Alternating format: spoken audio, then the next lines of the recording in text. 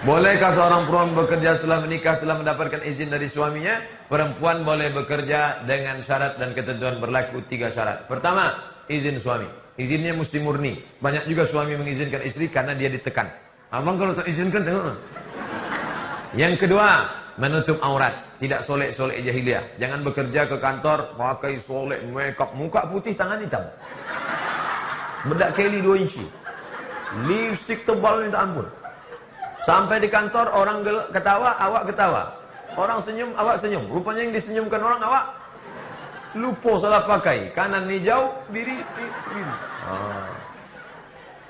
Pertama, izin suami. Yang kedua, jangan solek-solek jahiliah. Yang ketiga, jangan bercampur aduk laki-laki yang tak mahram. Kalau ada tugas keluar kota, ada suami, ada kepala dinas, ada kepala kantor, ada kawan, ada sahabat. Ini boleh.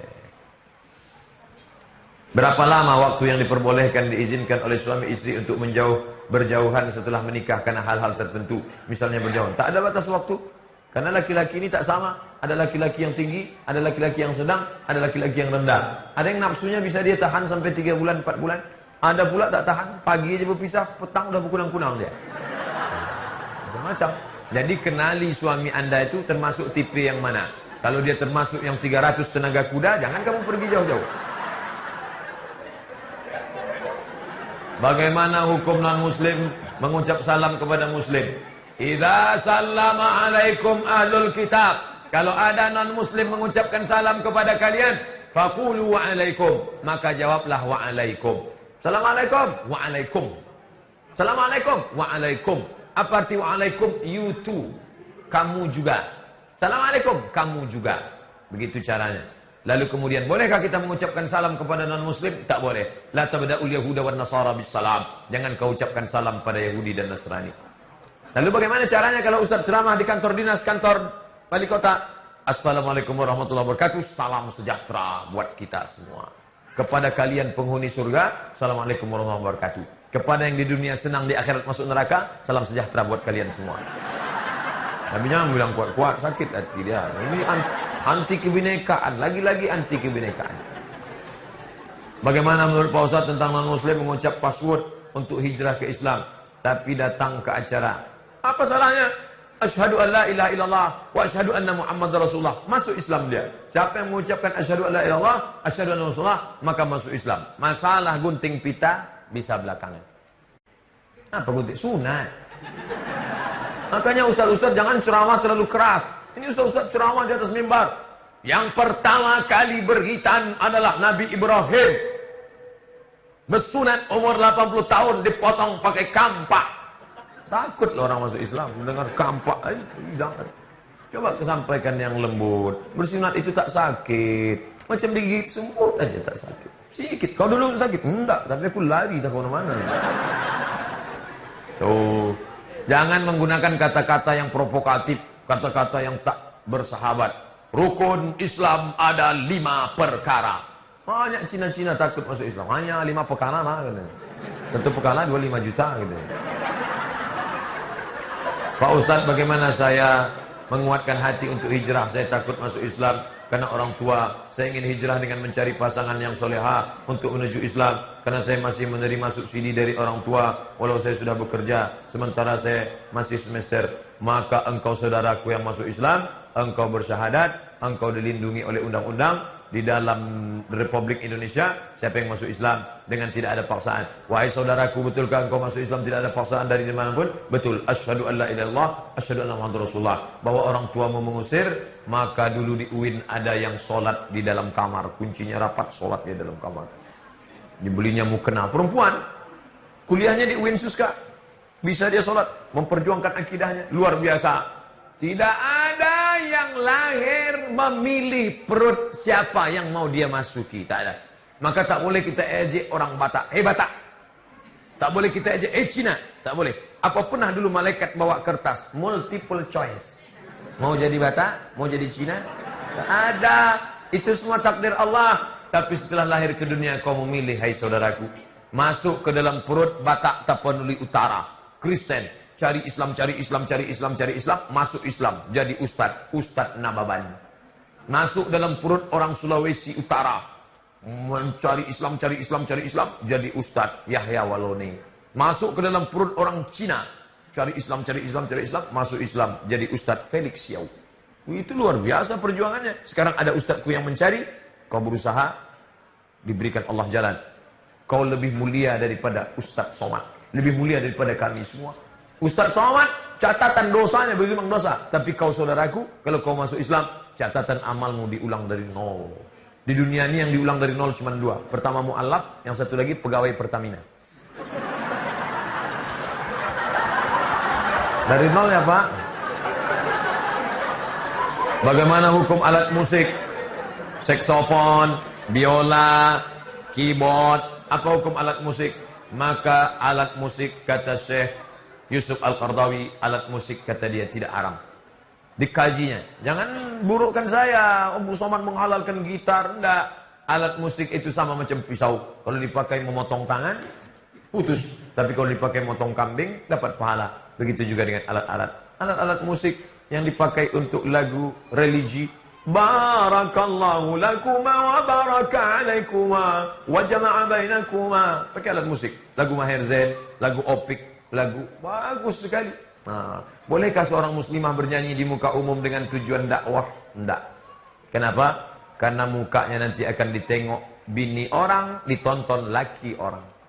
Banyak laki-laki yang menengok bininya dengan menengok orang beda.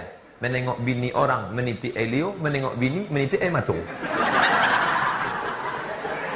Oleh sebab itu kalau mau mukul nasid, jangan depan orang banyak-banyak. Ini masjid, ni imam pukul nasid di emperan masjid. Bismillah tawassalna billah la la la la la marhaban ya nural aini. Menyanyi dia di belakang sana. Dulu ketika Ibu Irene Handono mau ceramah, muncul konflik. Negeri Rokan Hulu 1000 suluk, tuan-tuan kelipat, tuan syekh mursyid-mursyidin, tak layak perempuan menceramahi. Datang ke saya, gimana nih Pak Ustaz? Ustazah sudah diundang, Ustazah Irene Handono. Mau tahun baru. Sudah siap panitia. Sedangkan bergejolak. Gimana? Solusinya begini. Ini masjid, sana kiblat. Ini laki-laki, ini perempuan. Iya. Buatkan ustazah itu di tengah. Jadi ustazah tidak menceramahi tuan kelipah mursyid-mursyidin. Laki-laki mendengar suara. Yang tak mau menengok, menunduk. Buat dia di tengah. Tengah, laki-laki, perempuan. Akhirnya jadi acara dibuat perempuan di tengah. Begitu juga dengan ini, perempuan yang mau mukul nasid segala macam. Ini tentang masalah. Begitu juga dengan baca Quran. Mengenai seni Ustaz, bagaimana Ustaz cara membaca Al-Quran di istana kemarin yang menggunakan langgam Jawa? Sudah dikritik, banyak sudah kritik, akhirnya tidak mempan lagi. Insya Allah takkan ada lagi itu terjadi.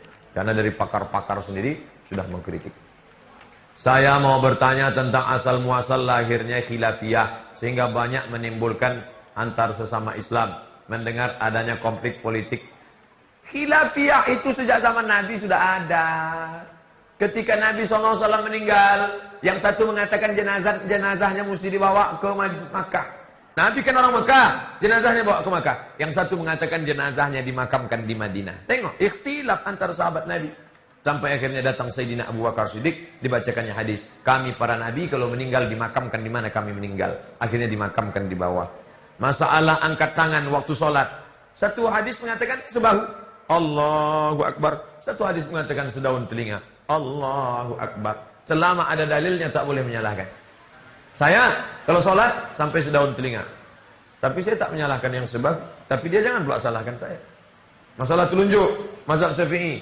Angkat sekali saja. At-tahiyatul barakatuh salawatut thayyibatullah. Assalamualaikum ayuhan nabi wa rahmatullahi wabarakatuh. Assalamualaikum wa ala alihi wasallam. Asyhadu an la ilaha illallah.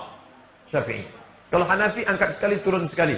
La ilaha illallah. Kalau Hambali setiap lafaz Allah angkat. At-tahiyatul barakatuh salawatut thayyibatullah. Assalamualaikum ayuhan nabi wa rahmatullahi. Assalamualaikum wa ala ibadillah. Asyhadu an la ilaha illallah. Kalau Maliki dari awal sampai akhir angkat. At-tahiyatul barakatuh salawatut thayyibatullah. Tak pernah saya berkelahi dengan kawan-kawan saya di Maroko yang mazhab Maliki. Tak pernah. Nata'awan fi mattafaqna wa nata'adzar fi makhtalafna. Mari kita berlapang dada menerima perbedaan. Tapi niatnya mukhlishina lahuddin. Karena hadisnya banyak. Hadis tentang itu banyak. Bagaimana sikap kita terhadap orang yang suka membid'ahkan orang? Yang bisa jawab, jawab. Yang tak bisa jawab, diam saja. Anjing menggonggong, kapilah berlari. Lama-lama dia capek juga. Fotokopikan buku saya, 37 masalah populer. Talqin mayat bid'ah, sudah saya jawab. Baca Quran untuk orang mati bid'ah, sudah saya jawab. Bertawassul bid'ah, sudah saya jawab. Baca Quran di samping kubur bid'ah, sudah saya jawab. Sayyidina bid'ah, sudah saya jawab. Download, gratis. Ada dalam Play Store.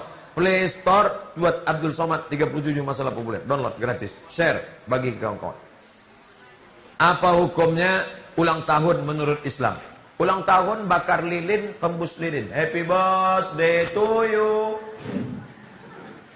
Apa yang mau kau minta tahun depan? Mintalah pejamkan mata kepada api agama Majusi. Kalau mau memperingati bahwa umur sudah bertambah, undang anak yatim fakir miskin. Pergi ke panti asuhan. Assalamualaikum. Waalaikumsalam. Berapa anak panti asuhan sini, Pak? Ada 200 orang. Tolong keluarkan. Saya mau buat nasi kotaknya. Berapa orang? 5 orang aja. Kebetulan itu kita yang sanggup kan? Makan. Masukkan duit amplop agak 100 ribu, 50 ribu. Dek, ingat, aku mati. Tak lama lagi akan mati. Ingat mati. Ada tak Nabi pernah mengulang hari lahirnya? Ya. Mana dalilnya? Hadis riwayat Muslim. Zaka yauma wulidtu. Kenapa kau beribadah banyak hari Senin ya Rasulullah? Zaka yauma wulidtu. Hari Senin aku lahir. Bukan dikenang dengan bakar lilin. Yang lagi tradisi-tradisi yang sudah-sudah masa lalu. Sudah. Ustaz tak pernah tiup lilin. Pernah waktu mati lampu tiup lilin. Apa hukum pacaran Pak Ustaz? Tak ada pacaran-pacaran. Saya 4 tahun kuliah di Mesir tak pernah pacaran. Demi Allah, wallahi tallahi billahi 4 tahun saya di Mesir tak pernah pacaran. Kenapa Ustaz tak pacaran? Jarak kampus laki-laki perempuan 15 km. Saya, Ustaz Baihaqi, Ustaz Oni, Ustaz Nafrizal, sama kami. Kami diikat oleh KSMR, Kelompok Studi Mahasiswa Riau. Kelompok Studi Mahasiswa Riau. Mahasiswa Indonesia semuanya 2.400. Yang laki-laki 2.100. Yang perempuan 300. Persaingan ketat. Tapi keadaan itu membuatkan itu. Pada akhirnya Ustaz Nafrizal nikah, punya istri juga, punya anak. Saya menikah, punya istri juga. Yang katanya pacaran kaulah bulan, bullshit, omong kosong semua. Tak ada itu. Pacaran itu penuh dengan penipuan, pencitraan, pembohongan. Begitu jalan berdua terpleset. Kenapa ya? Begitu dah beranak, jatuh, mampus lu situ. Kalian belajar aja yang betul. Perempuan, kalian adalah timun. Laki-laki, kalian adalah durian. Timun berkawan sama durian, tak pernah untung. Di atas bonyok, di atas bawah sobek, hancur. Tak ada.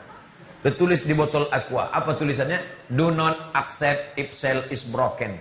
Do not accept if cell is broken. Jangan terima botol kalau segelnya rusak. Botol aja yang harga 5.000 tak diterima. Apalagi kalian. Jaga kehormatan kalian. Jodoh di tangan Allah. Kalau sudah masanya kan tiba juga. Masalah yang datang nenek-nenek tak tahulah. Tiba masanya.